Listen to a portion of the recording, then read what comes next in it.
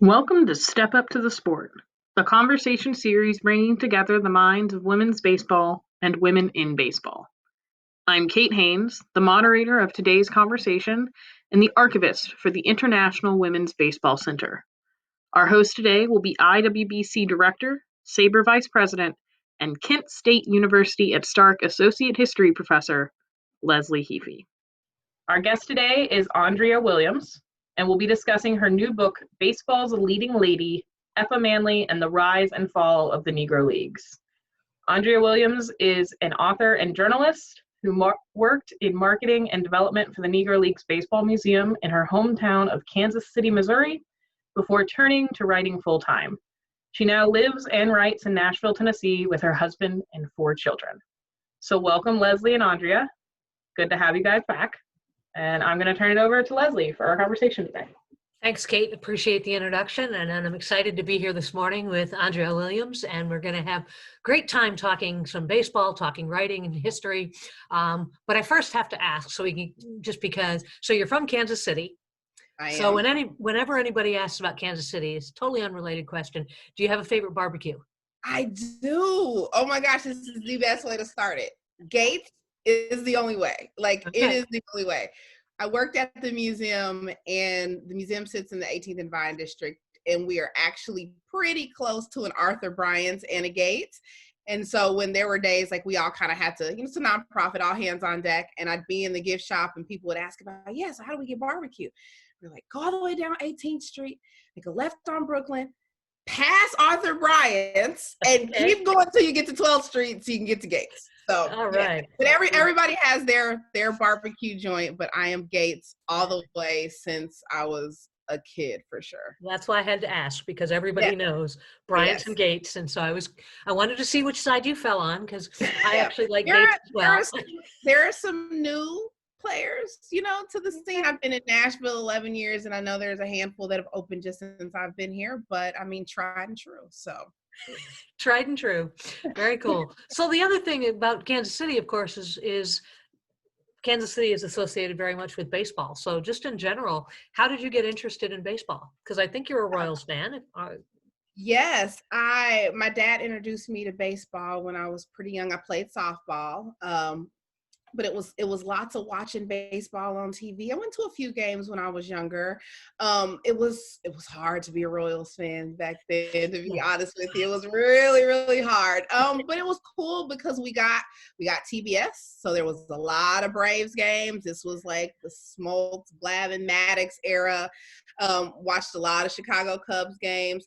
But my team was really the Seattle Mariners. On my Twitter header, I have a picture of Ken Griffey Jr. So, but yeah, 90s baseball was it was fun. It was fun. It was exciting. We talk a lot about, how non-Black Major League Baseball is. And, there weren't a ton of Black players in the 90s, but there were certainly more than there are now, particularly when you think about those, those stars that really transcend the game. And I had the Ken Griffey shoes and all that stuff. So good choice. And the Mariners certainly had more than many teams, and so makes sense. Yes. I remember where I was when Randy Johnson got dealt away. I remember where I was sitting when I got the news that A-Rod took the money and ran to Texas. These are deep scars from my childhood, to be honest with you. I think we probably all have. Well, I'm a Mets fan, so you can see where I'm coming from. Yeah, so you get. Because we're and I'm a Jays fan, and they haven't won a series since the year after I was born. Yeah. Well, redeem themselves, so we're good. Yeah. Well, and we lost to the Royals. We've lost to the Yankees. But one of these days, we'll get back on the top. So, okay. So, switching gears a little bit to sort of combine these things. So you worked for a time at the Negro Leagues Museum, and I know that some people who are listening have probably been there, others have not. Can you tell us a little bit about what it was like working at the Negro Leagues Museum, what you found as most interesting? I'm sure you met people, all kinds of things while you worked there. It's a wonderful repository of the history of the Negro Leagues. Yeah, it's great. I landed there. Coming out of high school and just loving all things sports and trying to figure out how to leverage that into a career. I majored in sport management, and the plan was actually, I grew up in Kansas City with small market baseball, and I wanted to be the first female GM of a Major League Baseball team, and I wanted specifically to work for a small market team. And so I knew I wanted to come back home. And right when I was coming home, Bob Kendrick, who's the president now and was the marketing director at the time, had just created a new position, marketing assistant who would work directly with him. And Bob would probably laugh about this, but he would totally agree. I called him daily for like 2 months. And was like, hire me, please. Like, I begged him to hire me. And I honestly, in retrospect, didn't know a lot about Black baseball. I knew that I liked baseball and I knew about, Black players, but I didn't understand the full scope of it. I didn't understand this entire industry that was created around people who, were shut out of Major League Baseball. And to further that point, I certainly didn't understand the people who made it happen, right? Like, you're talking about the Yankees, and like everybody's heard of George Steinbrenner. Nobody has heard really of the people who made these teams possible. Even if you've heard of Josh or Satch or some of these other great Negro League players, Campy, who was able to go and have a long career in the majors. There were people, there were savvy businessmen and women who made it possible for these players to continue to play despite segregation.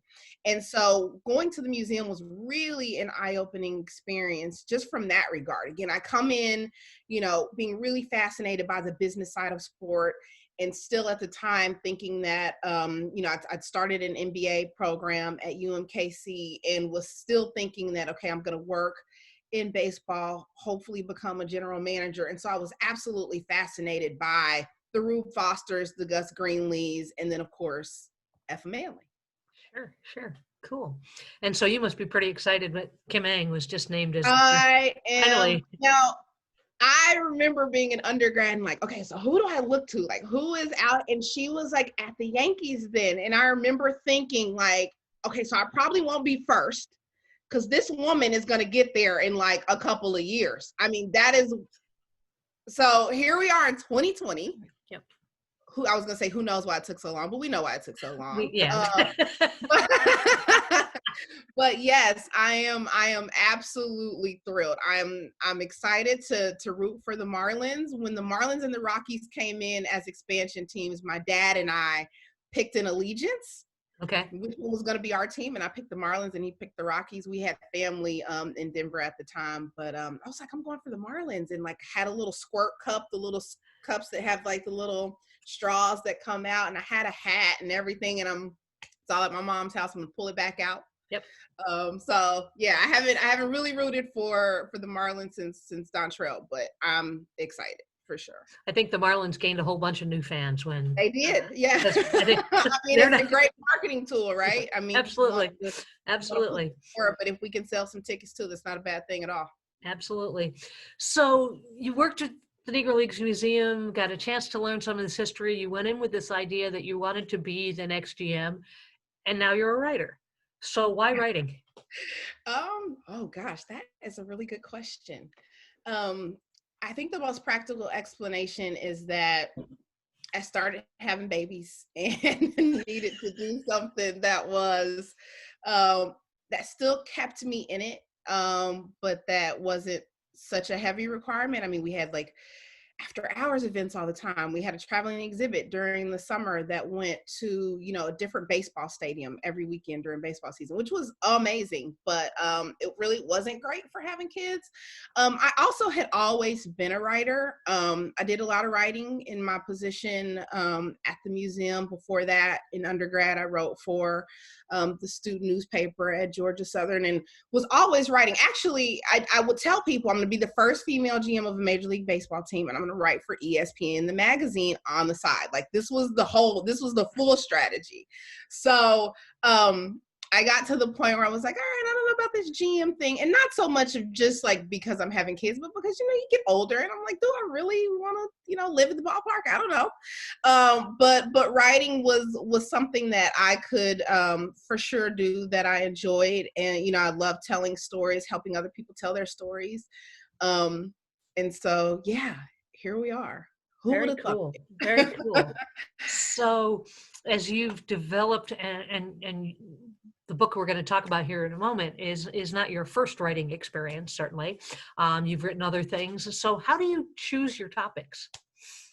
Yeah, so this is the first thing that I've actually done solo. I started out as a journalist, and, you get 2,000 words or something like that to tell a story. And in the grand scheme of things, it is nothing. In case you haven't been able to tell so far, I get wordy.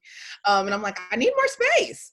So I ended up, kind of transitioning into ghost and co-writing, which, obviously gives me a ton more words, but really helps me. I enjoyed being able to help other people tell their stories.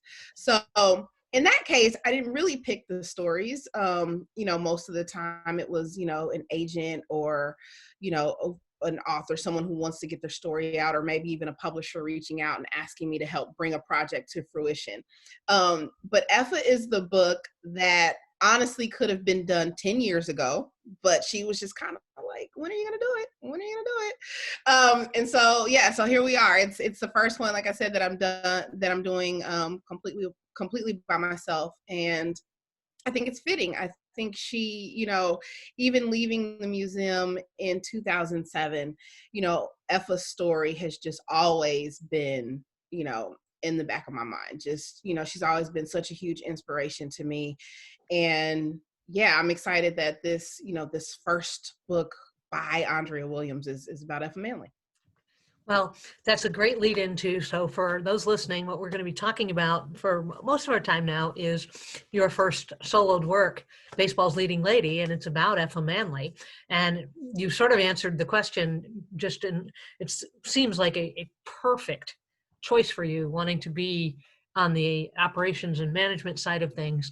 But how did you stumble across Effa's story? How did that first come to your awareness? How did you learn about Effa? Yeah. The museum is set up, it follows a timeline. The center of it is the Field of Legends, and they're the life-size bronze statues of some of the greatest baseball players, Black, white, Latino, whatever, to ever pick up a ball and glove. And you have to learn the story of the Negro Leagues before you're allowed to take the field. So you come in, you start out at the beginning of Black baseball. So late 1800s, before there are official leagues, and you walk all the way around, through the era of integration with Jackie Robinson, those latter years of the Negro Leagues, and then you're kind of dumped out onto the field. So the first day, Bob Kendrick gives me a tour of the museum, and we're kind of like over in the back corner. We're like 1940s, early 1940s, getting close to that period of integration, but not quite there yet. And I'm looking over in the corner, and there's a picture of this woman and a guy, Abe Manley, her husband. I didn't know it at the time, but I'm like, who is the woman? Like, we don't see, when you walk through and get that Negro Leagues history, you don't see women till the end, right? Till you get to Toni Stone and Connie Morgan and all that. And I'm like, who is that? Obviously, we've got limited space here. If she's here, she must be important. And so Bob, told me a little bit about her story, and I just ran with it. Like, every time we were working on anything, I was like, yeah, so how can we get Effa into this? Like, just really like went overboard, trying to learn more, and then trying to get other people to understand what she did. I actually, when I was at the museum, partnered with the Kansas City T-Bones, the minor league team in town, and I held an event for women in sports and brought out like the woman who was, running PR for the Royals at the time. And they had a couple women on staff at the T-Bones and just wanted to bring together women who were doing amazing things in sports, who were breaking these, proverbial glass ceilings and really creating their own careers in the same way that Effa had done. So I got kind of obsessed kind of early. honestly. So So you've known her story for a long time and very long time. Yeah. Yeah. So This you book must is way have been overdue, excited when basically. she got elected to the Hall of Fame. I was very, very excited. It was such a bittersweet moment, right? Because Buck doesn't get in. But we've got this list of 20-something people who do, and it's the very first woman. And it was, I mean, I remember when the announcement came in, and it was amazing. It was amazing. Yeah. So what was it like, and trying to do research on EFA? How did that go? Because in talking about, as you pointed out, people know about some of these big players and things, and here we're going to dump this lady into the picture. And what was it like doing research? Yeah, it was fun. I knew, again, having worked at the museum and also having been tasked with like going out with our traveling exhibit and having to be prepared to answer questions and talk about the Negro Leagues in Black baseball, I definitely had a good understanding going in. So it was really just kind of digging deeper into some of the stories that, if an article or something was written that, kind of people may not have touched on. So definitely got to go deeper. And it was interesting to see, where fabulous historians like you, Leslie, had done so much work. And yes, you were cited. I used your Negro Leagues 1869 through 1960. So yeah, but then and I know you know this, in having researched the Negro Leagues, there are challenges because there are gaps a lot of times in coverage and stories about when you're looking for trajectories of players and what happens to them after the fact. I remember like getting to that integration part, and I'm like, where's all the stuff on Johnny Wright and Roy Partlow and these guys who got signed with Jackie, and then they just kind of fall off the face of the earth because they're not Jackie, right? So you're always hitting those kinds of blocks, but it was still interesting because there's still so much out there. So I was really excited about gathering it all together, doing some of my research, and then, as I mentioned before we started recording, connecting the dots for young readers and pulling in information that is outside of the scope of baseball, but is still, relevant nonetheless. Effa was, before her and Abe got married and bought this baseball team, she was living in Harlem in the 1920s. So what was that like? We know about the Renaissance, but what was it like to be in Harlem in the 1920s when you've got Marcus Garvey, running parades through town, and you've got, W.E.B. Du Bois, who started, the NAACP, and all of these things happening in the Black community. Everybody has their own ways that they think they're going to move the people forward. And Effa, we don't have any record of her, pledging allegiance to either of these thought leaders, but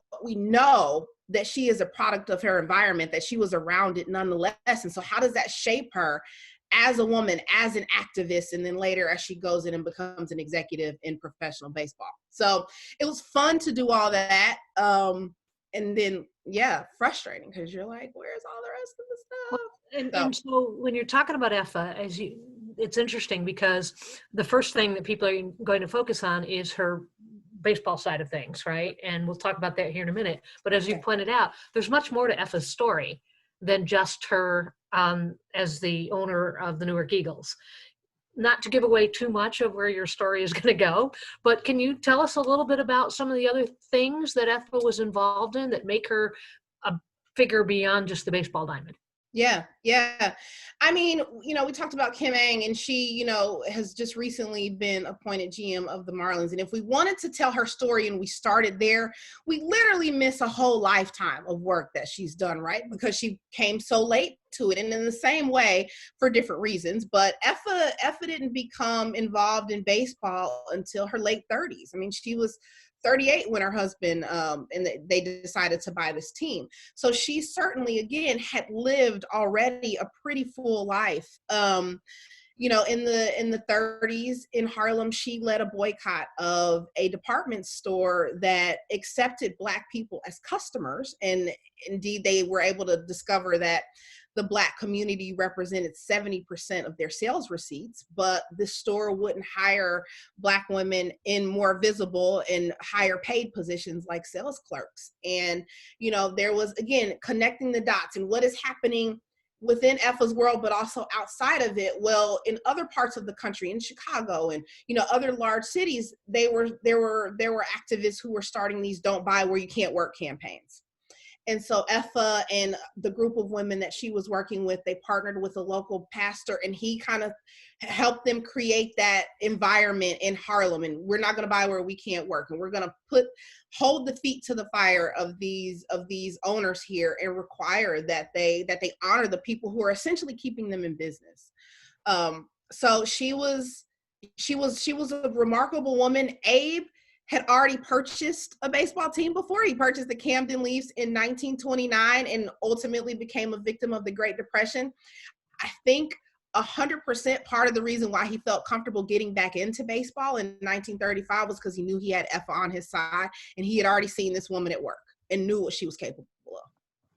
That's pretty an awesome thing to think about. It puts her in perspective, because, you know, we think about many of the female owners that we do know about in baseball or just in general, and the vast majority of them didn't have that much involvement in the team. Right. But we know, and I'm sure you can tell, so that's not true with EFA. Yeah. I mean, Abe was a huge baseball fan. You know, he was a guy's guy. He was hopping on the bus, you know, to go out on barnstorming tours and, you know, to travel down south to recruit. He was from Virginia and spent a lot of time going back to Virginia to recruit new players. I left EFA in the office, basically, you know, to figure everything out. And so, you know, there was a learning curve, of course. But, you know, there's this quote that's in the book that's like, yeah, so, I mean, he just kind of called me and was like, I need you to do this. And she was like, I guess I had to do it. But I mean, he was there when, you know, during the boycott, when, you know, she goes into the office of the department store owners and are like, listen, like, if you don't hire our girls, what are they supposed to do? Become prostitutes? And so he sees how she moves, and he sees how effective she is, because in the end, they come back and they issue a statement, and they decide to hire some Black sales clerks. So Abe, I know, felt 100% comfortable. Okay, EFA's got it. We'll go out on the road. We'll do the baseball thing. I'm gonna hang with the guys, and EFA's gonna take care of the rest of it. And she did. But EFA was also a baseball fan, wasn't she? I mean, she wasn't just a person who liked the office work. Yes, she was. Abe and EFA actually met at a Yankees game. There are some discrepancies a little bit in terms of what year it was and that kind of thing. But yeah, she, you know, again, she was living in Harlem, and the Polo Grounds were like around the corner from where she lived. So lots of Yankees games. She was a huge Babe Ruth fan. So yeah, I don't think it was any, you know, I don't think she, when the idea of owning and running a baseball team comes up, I don't think she is, you know, completely averse to it. You know, she obviously didn't have any background on the business side of it, but she certainly was a baseball fan. Yeah. And of course, they own the Newark Eagles, and the Newark Eagles, for those who don't know, go on to win the Negro League World Series under EFA's watch. But we also know that EFA played a role in the aspects of integration as well. And again, using her background and things, what was EFA's importance to that whole integration story? Yeah. EFA tried to get in front of what she knew was, you know, a train running off the tracks that would ultimately kill Negro Leagues baseball. You know, she went to executives, you know, in Major League Baseball and minor league baseball. Like, how can we work together? Is there a way to potentially bring in these Negro Leagues as official minor league partners? We will continue to develop Black players, and then you guys can pay us. One thing that people don't realize, I think, is that when Branch Rickey signs Jackie Robinson and also Johnny Wright and Roy Partlow there might have been $1,000 paid for his contract, but Branch Rickey wouldn't pay him for these players. Okay, so already the owners are put in this position where they can't appear to be impeding progress, right? These Black players, all of their lives, they have been told and they have believed that playing Major League Baseball is the best end goal. You haven't really made it until you are playing in white baseball with the white players. At the same time, you know, they can't get in front of that. They can't look like they're keeping these Black players from reaching their dreams. At the same time, though, Branch Rickey's efforts are absolutely a detriment to their business, to them running a team. You can't come and take a player and not compensate them, and then the owners still have to come back and scramble and try to fill their positions in. So Effa, I think, definitely wanted to get in front of that. I think she had some foresight in a way that some of the other owners didn't. I think, we're talking about a woman here, and women, we do well in thinking forward when men are sometimes kind of, head down, tunnel visioned. And she, I think was more vocal. Certainly, she got more vocal as time went on. We see her really come out and really kind of put her foot down when the Monty Irvin situation comes up. But even before that, she's kind of like, yeah, I don't really think this is the right thing. Someone, a reporter asked her to make a statement about Jackie, and she's like, yeah, I don't know. I need to find out what's happening with that. I need to find out what kind of arrangement was made with the Kansas City Monarchs before I feel comfortable speaking on that. So, yeah, she, once, there were several players taken. And so now you got a player from the Monarchs, you got a player from the Homestead Grays, you got all of this happening. And now the other owners start to really see that there's a problem here. They go to Effa, please help us write a letter to send to Happy Chandler. Maybe Happy Chandler will come to our aid. And so they even the other owners knew that Effa could get things done, that she had a way of speaking to people, of negotiating with people, and they wanted, her to assist in their efforts to try to maintain these businesses even after we have this, quote unquote progress of Black baseball players going into the majors. It captures, it's a fascinating thing to think about because, and I think you captured it really well. Effa had vision, yeah, for sure. But she also goes on after her baseball career to have a long, you were talking about, well, we need to see her before sort of her baseball career. What do we know about Effa after they sell the Newark Eagles?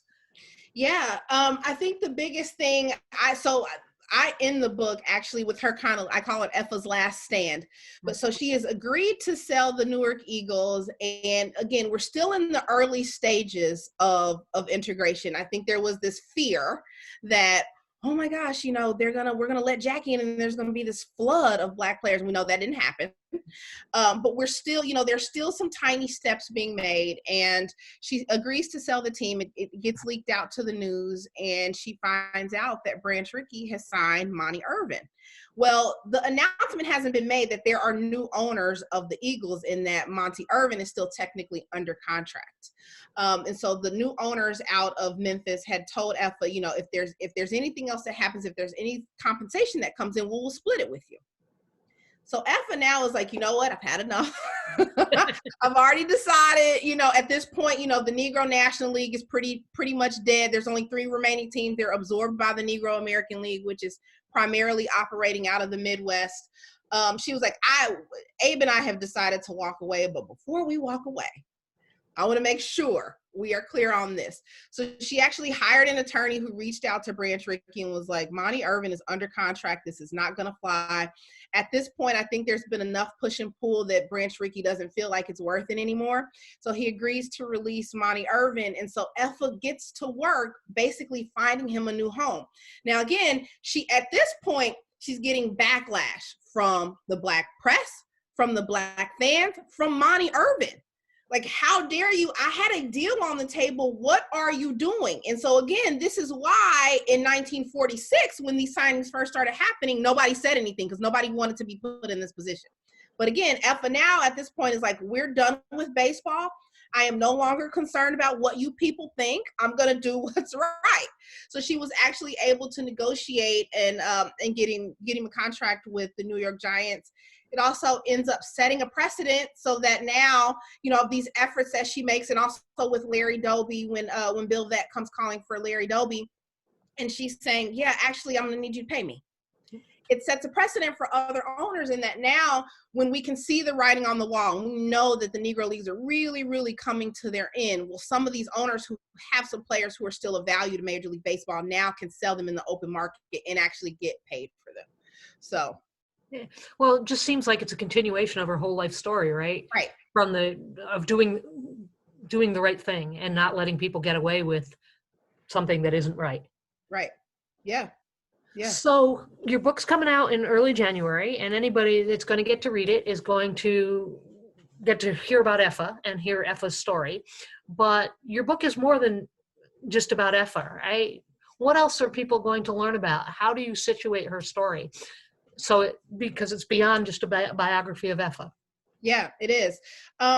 I think that the Negro Leagues is such a microcosm for looking at, so many aspects of American history. We talk about integration and how poorly we have always done integration in this country. We've cherry picked a couple of deserving Black people and dropped them into these hostile white environments and tried to figure out if it works. And we've never paid attention to the Black institutions that have died in that wake. We've never paid attention to the trauma that is endured by the Black people who have gone into these situations.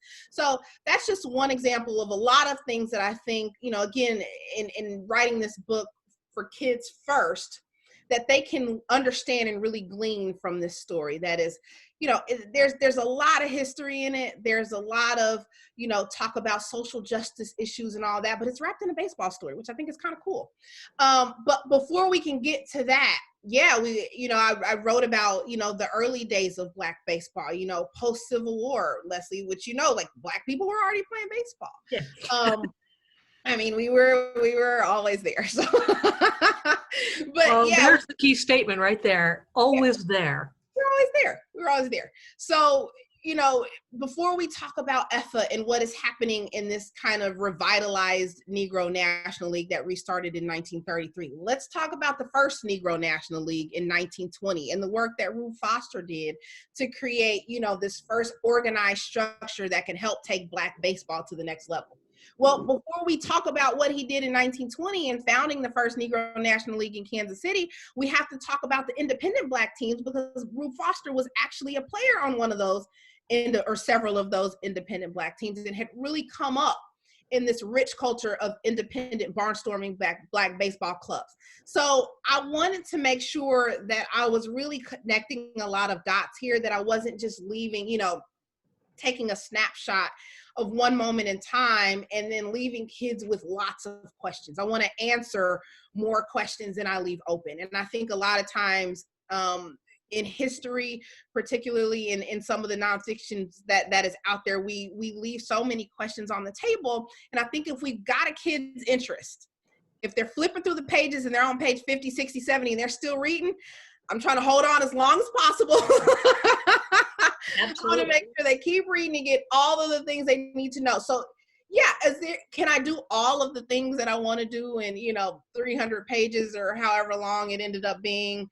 Absolutely not. But is there a wide enough treatment that kids can say, oh, well, I'm actually more interested in learning about what Harlem was like in the 1920s. And I'm actually more interested in learning about how World War II really kind of triggered integration in this country before we get to Rosa Parks and all of the stuff that we've always been taught.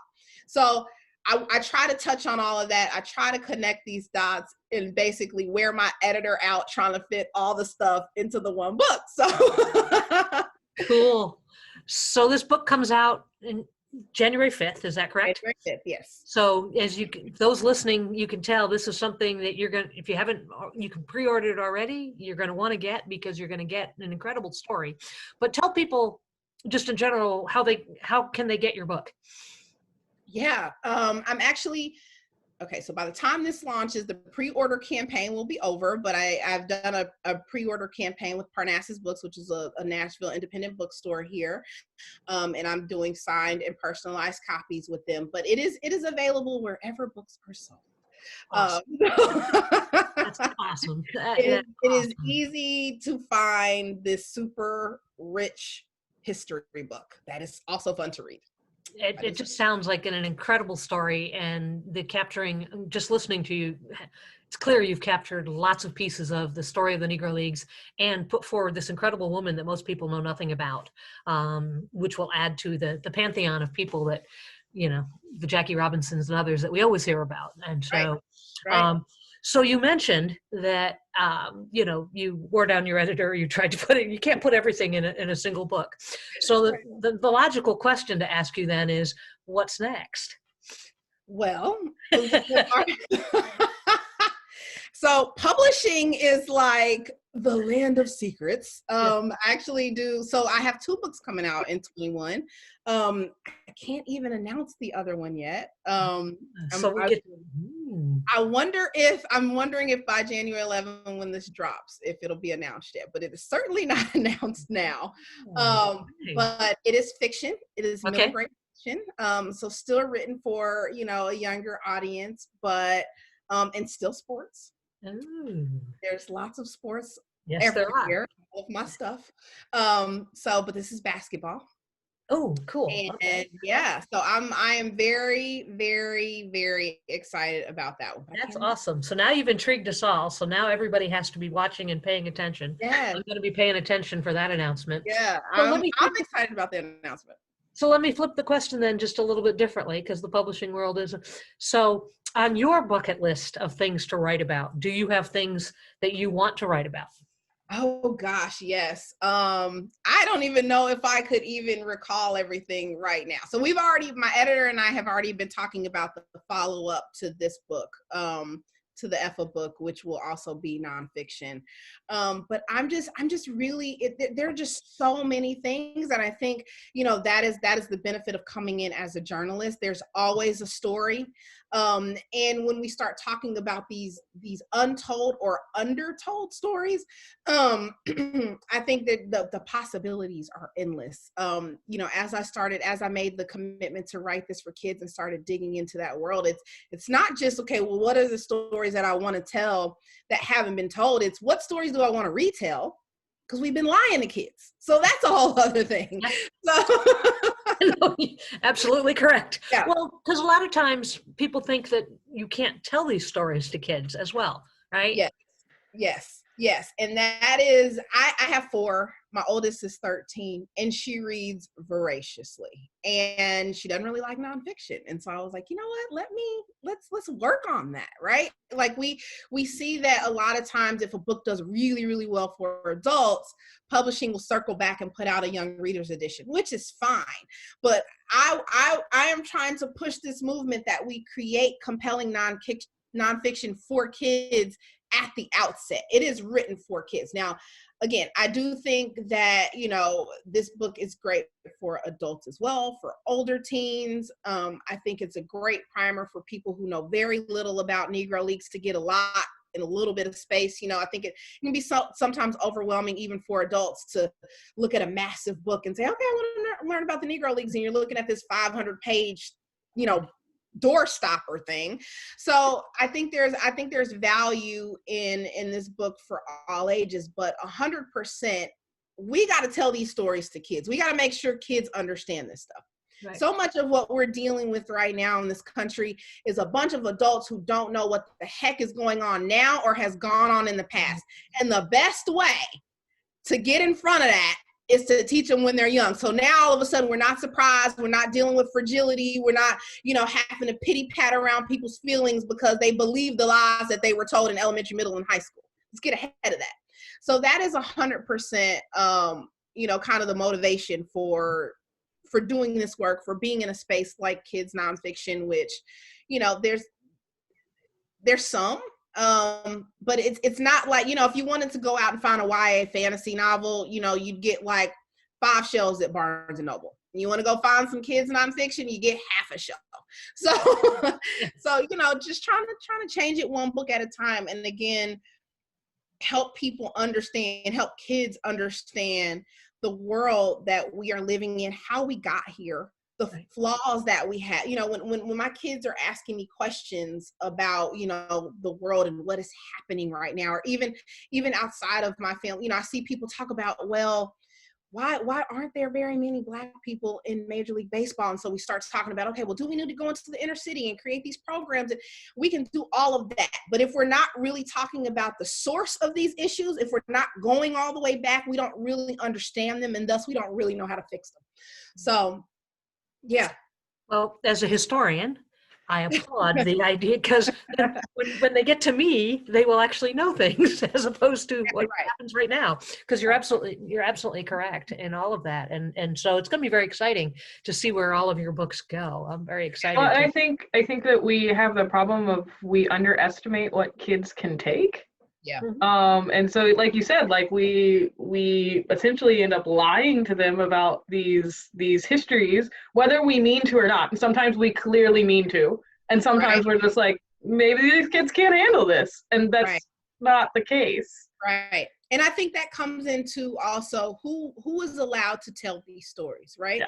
Like there are lots of Jackie Robinson books published for kids even. Yeah. And none of them are really talking about the Negro Leagues that he came out of, that provided him an opportunity to play not just professional baseball, but professional sport, period. I mean, that was kind of Jackie's last shot. Like he was, baseball was far and away his worst sport. And it was because of the Negro Leagues that he even had an opportunity to make money playing a sport. Nobody talks about that. Nobody talks about, we don't see it in the same way that we take the snapshot of Martin Luther King and we forget about these transformations that he made later in life and how he was kind of, I don't know if I was doing all the right thing. We don't do that with Jackie either. Jackie Robinson at the end of life, his last memoir that was published the year he died, he's like, look, this was an entire disaster. This was the Branch Rickey show. He just hired me to play a part in it.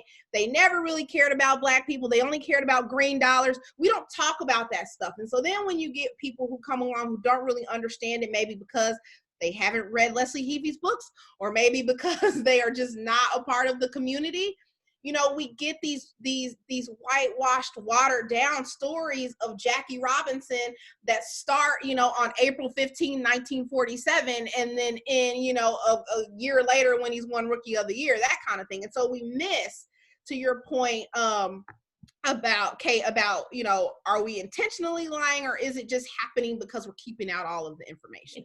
It's both. Yeah. But it goes to your point, something you said earlier, right? Which is whether you're talking about Jackie or Effa or Josh or Satch, and you can fill in the names, right? They didn't spring out of nowhere.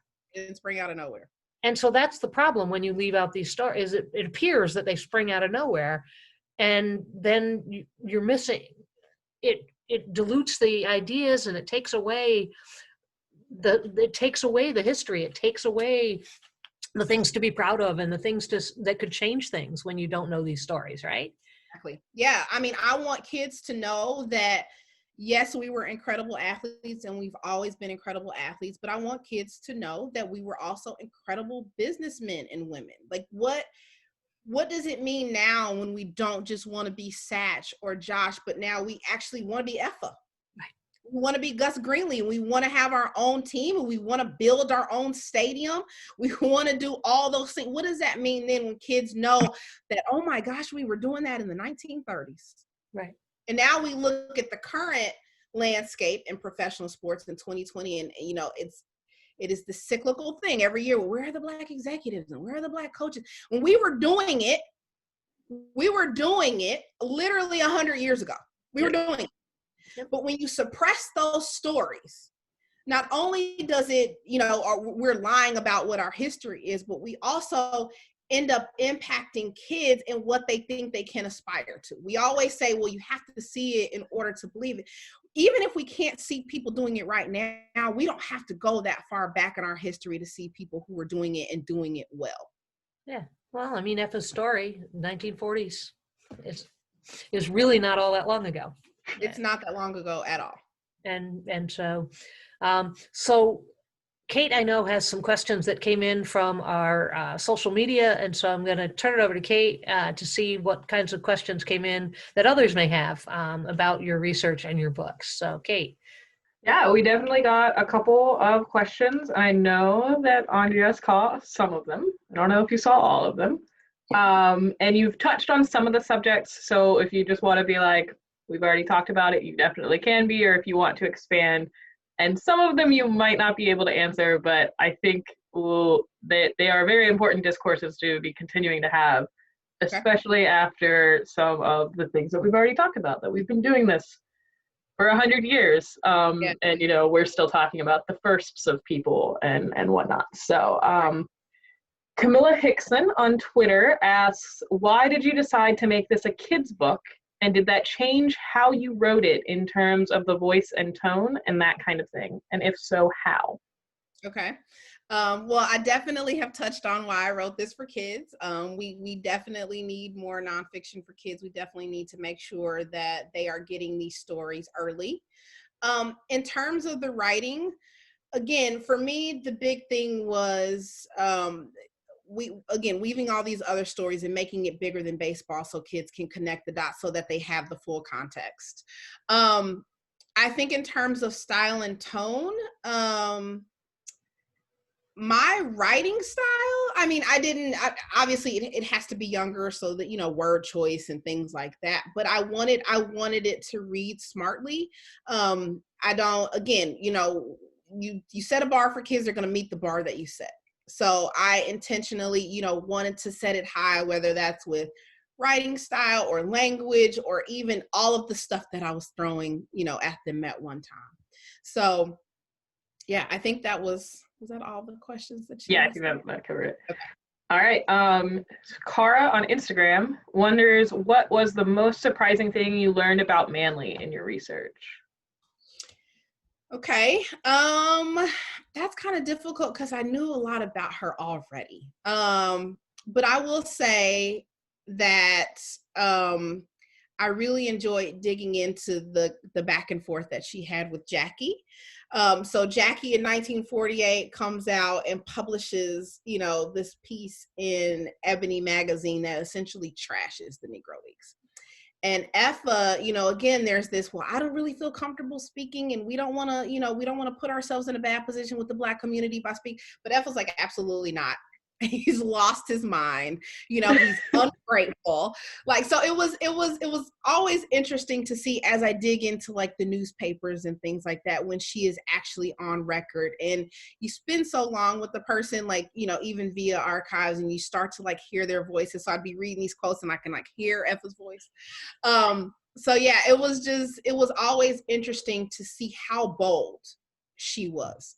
Like, I think that if she had said these things or done these things in 2020, I think we'd be talking about her. I think she would trend on Twitter. But to be doing it in the 1940s and she's literally supposed to be seen and not heard, I think is like remarkable. Absolutely remarkable. Awesome. All right, and then our final question comes from Perry Barber on Twitter, and she is curious, while researching Effa, did you come across any other baseball women who deserve to be in the Hall of Fame? Were there other women owners or executives in the Negro Leagues? And was Effa was special because of her activism and integrity, but are there others who belong in the Hall of Fame with her? Yeah, so I'm not a voter. But Effa was not the first woman. That distinction goes to C.I. Taylor's wife, Olivia Taylor. She took over the Indianapolis ABCs when her husband passed away. And we actually saw that quite a bit. The husband passes away, or a father, in Hilda Bolden's case, Ed Bolden dies, and so his team goes to his daughter, Hilda Bolden. But what we also see in these moments outside of Olivia, and I don't know if she was just, it was a little too early, and it was kind of like, you know, the Black baseball on the whole in terms of this structured league was still so early. So I don't know if she would have ever had the chance to really be as involved as Effa was. And then, you know, Effa was involved in her team, but also in the operations of the Negro National League on the whole. And so a lot of that is why she's in the Hall of Fame too. Olivia never had that opportunity. But some of these other women, you know, who inherited a team from a husband or a father, you know, it was quite frankly, and unfortunately, you know, this was the tail end of the Negro Leagues. This is when it was, you know, kind of dying out. You know, we talk about Tony Stone and Connie Morgan and Mamie Peanut Johnson. I mean, they were brought in at the end of it to try to hold on to a thing that was really already lost. So what happens in the context of these conversations when you say, well, okay, was there anybody else that should be in the Hall of Fame? Or, you know, when we in the Oscars, for example, well, you know, why aren't there any black movies? Why aren't there more black movies winning when the pool is so small to begin with? Because they just don't have the opportunity. It's not always fair. You know, for another example, when you bring a black coach in because the team has had a losing record for 5 years, and now he's supposed to come in and change everything. Well, now it's not even just that the representation counts. Now we're looking at, well, why isn't he in the Hall of Fame? Or why isn't it this? And why? And it's really not a fair question to ask, because we just haven't seen a wide enough pool of people having, you know, enough opportunity. We haven't normalized enough of, you know, Black women being in these executive positions to be able to really step back and say, okay, who has earned a position here? Effa 100% earned a position. She was also the only one who was owning and running a team in the height of Negro Leagues baseball, when it was still very much the only game in town, and she was certainly the only one who, again, was also involved in league operations. Nobody else even fits in that category for us to say, well, okay, well, did they do enough? And as a matter of fact, Abe didn't even get into the Hall of Fame. You know, that in 2006, Abe was on the ballot too. Abe didn't make it, Effa did. So I think there is a place. I mean, we can certainly talk about racism and sexism and all those things, but we also have to consider who actually has been allowed to build the resume that we can even come back and say, okay, is this enough? Yeah. And I think that point is particularly true with somebody like Olivia. Yeah. You're talking 1921 and 1922 and 23. Yeah. I mean, it was over so fast. I mean, she didn't really have the respect of her players. I mean, contract jumping was a thing throughout Negro Leagues baseball history, but it certainly impacted her, you know, short stint at the head of the ABCs. You know, the players were just kind of like, we don't know if this is going to be successful with you now. Like, right. C.I. Taylor's gone, you know, we're out of here. She got into it with her brother-in-law. I mean, there was just a lot of stuff. Yeah. There was a lot of stuff. I didn't like her. That's right. So there was a lot of stuff that really prevented her from actually doing the work that would enable us to later say, okay, again, is this a Hall of Fame worthy career? Which makes Effa's story in some ways even more impressive. Yeah. Because we know what some of the others struggled and didn't have the character and strength of character and support that Abe supported her, which is an important piece of it as well. But it tells you something more about Effa as well, just in terms of what she was able to accomplish. Because even today, I mean, we just talked about, we've got the first GM ever, a female GM. We've had 3 assistant GMs at the major league level, female, and that's it. So it's still to your point about there's not a pool of, it's just not there. Someday it will be. Absolutely. Someday. So a general question for you as we finish up. As a writer, journalist, all of these, we're going to have people listening who may be thinking about and wondering about a writing career. Mm-hmm. Any advice that you would give them? Oh,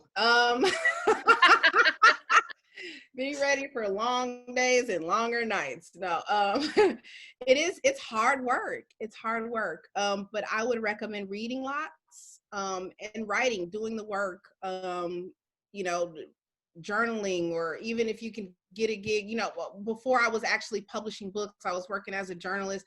I've done like digital content strategy and like done corporate blogs and all that stuff that is just a constant requirement of putting words down on the page. And the more you do it, it's like any other muscle, you know, you start to get better at it. You start to get quicker at it. You start to, you know, understand your voice and your style and your tone and all that stuff. And then if you're really reading, you know, in the same way that, you know, if you're a chef and you're eating good food and you adjust your palate, you know that even if you're not quite at that level yet, you can taste your food and know, okay, I'm there, I'm not there, you know, whatever. So in the same way, you have to be reading to know, you have to be reading good stuff, but you have to know,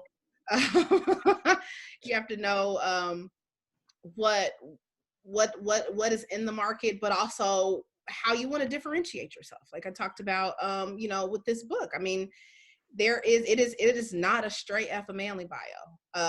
But I did that intentionally, and I feel good about that. And I know that that is a departure from some of these other, more standard biographies that are written for kids. And that's okay, because I've read the market, and I know this is what is happening here, and this is how I want to shift that or pivot from that a little bit. And my editor was behind it. So, but the main thing is just, my goodness, decide whether you really want to commit to it, and then just know it's going to be really, really hard. It is hard. It's very hard. It's hard. Yeah, but those are great comments for people to think about. And I would just want to say, this has been a delight, and I've thoroughly enjoyed hearing about, and I can't wait for everybody, myself, to read your book and to get introduced to both EFA and the larger picture of the Negro Leagues and just American history in general, because it sounds like people are going to get all of that. So thank you. Thank you guys for having me. Like I said, Leslie, I used your books. I mean, your work has enabled me to do the work that I'm doing. So I can't wait to hear what you think about it. But yeah, I'm excited. I'm in that weird place of, I wrote this whole book and it's been edited and produced and all the things. Everybody read my book, but also I'm like, don't read the book, because then I wrote it. When I'm told that, when you're ghost or co-writing, it's not really your book, so I never deal with this stuff. But now I'm like, it's yours. Read it or not, buy it. Definitely buy it. Definitely buy it. Absolutely. Great. Yes. So you heard that. Everybody, go out and buy the book. Yeah. And thank you, Leslie, for hosting the conversation, and definitely Andrea for talking with us. Baseball's Leading Lady will be out January 5th, 2021, wherever books are sold. So please go check it out for us. Are you interested in keeping up with Andrea? Follow her at Andrea Will Write on Twitter, and keep an eye out for her new book, Baseball's Leading Lady, Effa Manley and the Rise and Fall of the Negro Leagues, available now. While you're at it, you can keep up with the IWBC